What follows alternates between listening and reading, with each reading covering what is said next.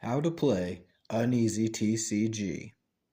Hello everyone, my name is Mr. Fair, and today I'm going to show you how to play Uneasy TCG.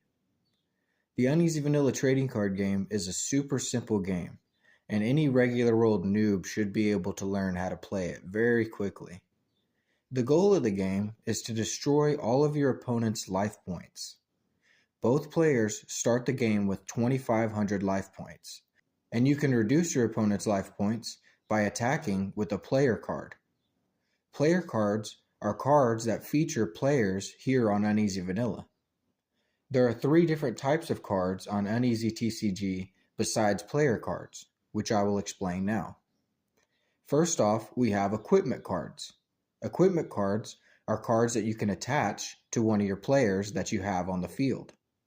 Most equipment cards give you bonuses in attack or defense, and you're allowed to equip up to 2 equipment cards per player. Next, we have effect cards.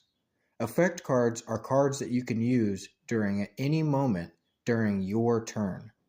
Some effect cards are permanent and they stay on the field permanently, but most effect cards are a one-time use.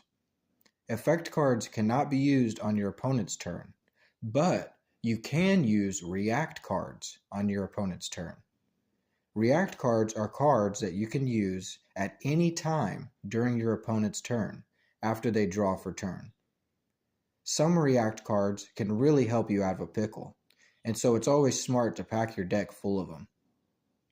Okay, so now that we understand what each category of card does, let's explain how to play the game.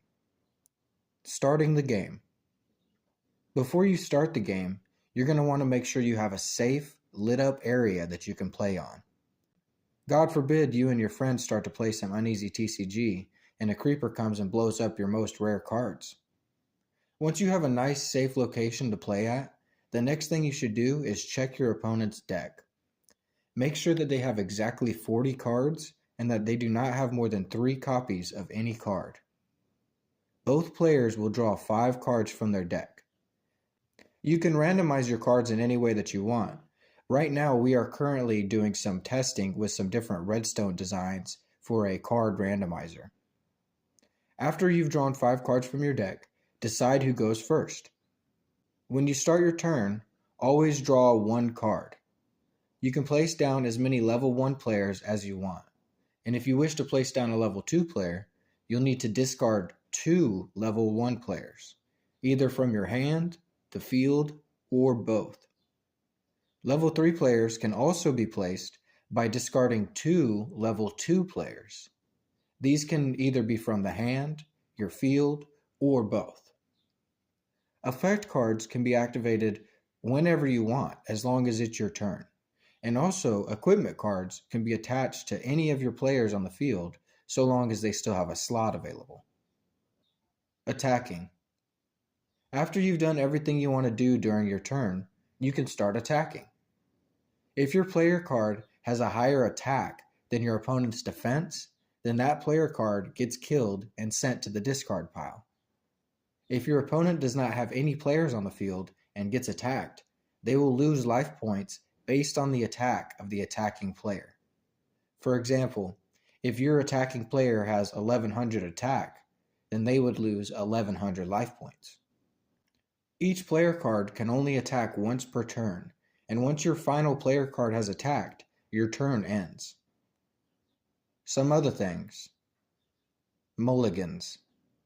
Sometimes you might draw a bad starting hand that doesn't have any level 1 players in it. If this happens, you can reshuffle your deck and draw 5 different cards. Continue doing this until you get a hand with at least 1 level 1 player in it. If this happens to you a lot, you might want to consider adding more level 1s to your deck. Luckily for you, if you've bought an official starter deck, your deck is already pretty balanced. The player that goes first. The player who goes first cannot attack on the first turn. Deck size. You must have exactly 40 cards in your deck, and they must all fit inside 1 shulker box. Card copies. You can have up to 3 copies of the same cards in your deck. This includes rare versions of the card. Each starter deck comes with a rulebook that explains how to play, so I highly recommend picking up a starter deck at your local Trade Hub retailer.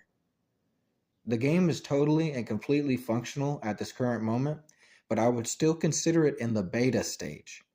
Anyone that plays the game right now is basically a beta tester, so it's a really exciting time to be playing on UnEasyVanilla.